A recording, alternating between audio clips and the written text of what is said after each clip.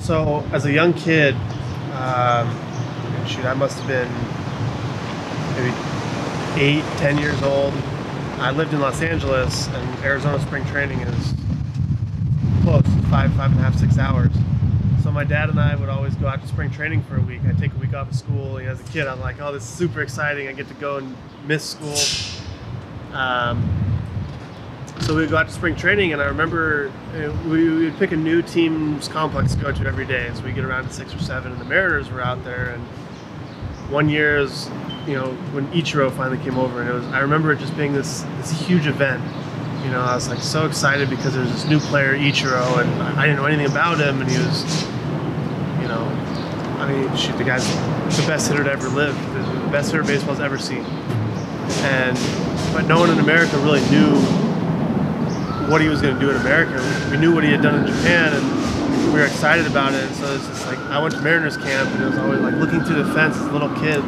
Where's Ichiro? Where's Ichiro? And I remember seeing him, walk by one day, and like I still can remember exactly like the level that he was able to play at for so long. It just got me like, I had a real respect for.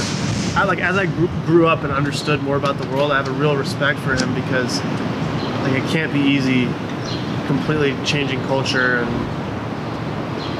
the level of play and being away from family, and like it just has to be such a difficult thing as a person, not as a baseball player, just as a person,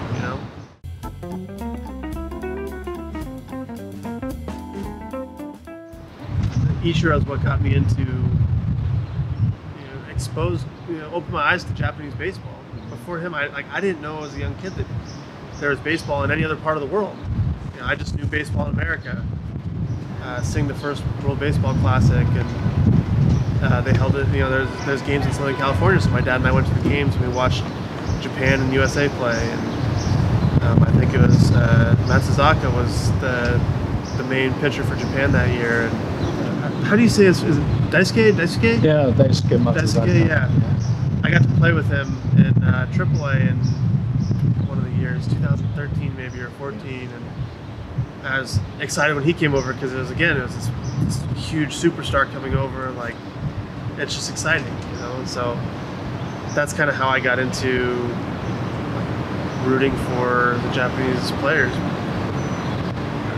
Not only for how good they are on the field, but just as a person. Like, it's got to be such a tough thing to do, to just leave your country and completely change everything, and then to be expected to perform in front of millions of people right away. And I have a lot of respect for the guys that do that.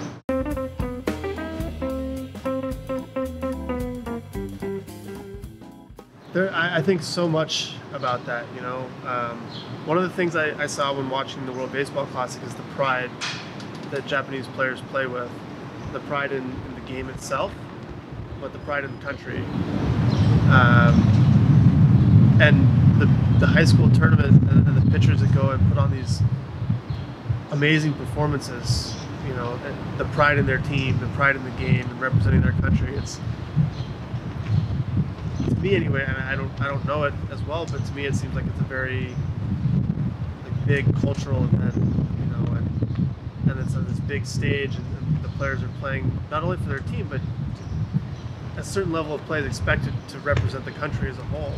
And I love that. That's something that I want to play for Team USA. I want to play for my country. I got a lot of respect for the players that go out and do that. And the second thing is, like, man, how do their arms hold up? And like, I know it was a lot different when I was young. Like, I could throw every day and stuff, but like, you'd still get sore. And so hearing some of these, like, especially when games go extra innings, and they threw 13 innings yesterday, and they come back and throw 8 innings today, and they threw 200 pitches or 700 pitches in the span of 5 days. Or, like, some of these stories are crazy. These kids are going out there and dominating for the whole time. From that standpoint, it's a very cool thing.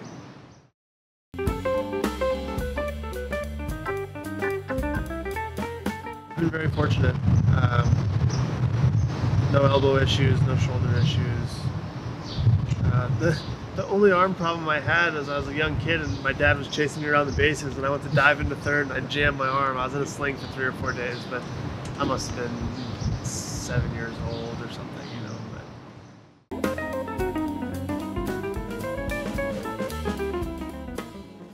my dad grew up in a family that there's 4 kids and they didn't have a lot of money. So one year he wanted to play baseball, but he found out you had to have your own glove and your own bat.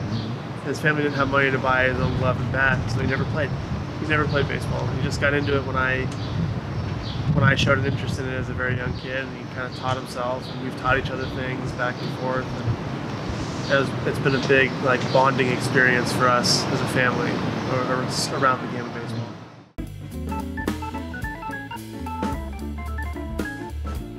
Yeah, that's always my goal. I want to be out there. I want to throw 9 innings or 10 innings or 15 innings or whatever it takes to win.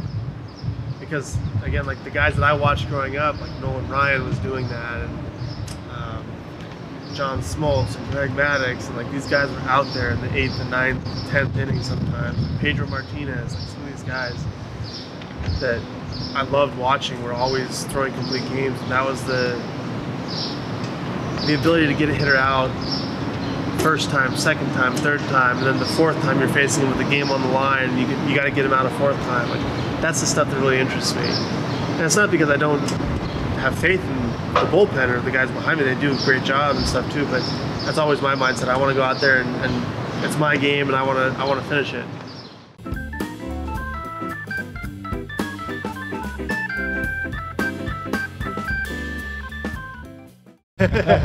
Well, those guys, like, they get used a lot throughout the year, and depending on the way the games go, like if like yesterday we had a rain delay, so our starter only got to go 3 innings, and so the bullpen had to cover 7 innings since we played 10 innings.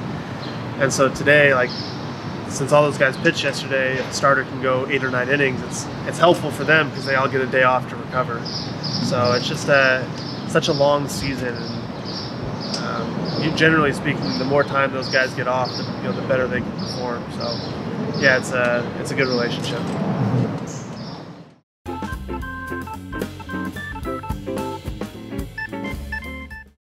Like, every time I go to the mound, I want to know that I gave everything I had to win that game.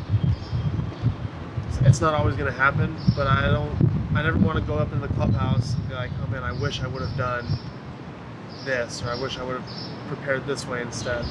I want to know that when I go out there, I've done everything I can to be good, and then I want to compete. I think that's the biggest thing for me is, just leave everything on the field.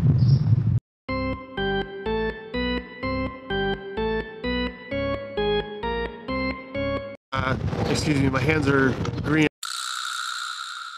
I don't know what happened to my hands today, but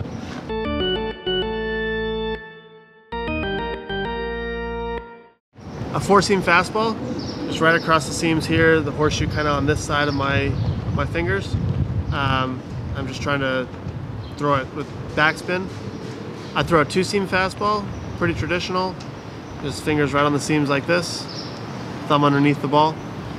I throw a cut fastball, so I'll grip my 4-seam fastball like this, I'll turn the ball a little bit, and then I'll tuck my thumb all the way underneath it, and so the ball just kind of pops out a little bit to this side, and then I put that cutter spin on it.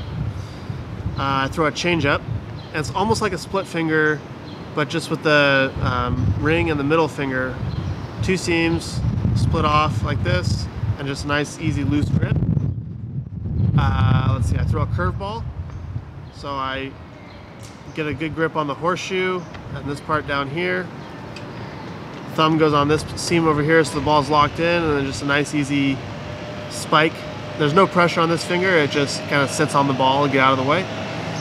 And then my slider, I hold a 2 seam, but I tuck my thumb underneath the ball on that horseshoe down there, just like this, to give it a little extra stability, and just throw it like a football almost. So yeah, that's my pitching repertoire. I'm Trevor Bauer. Thanks for watching, and I'll see you next time.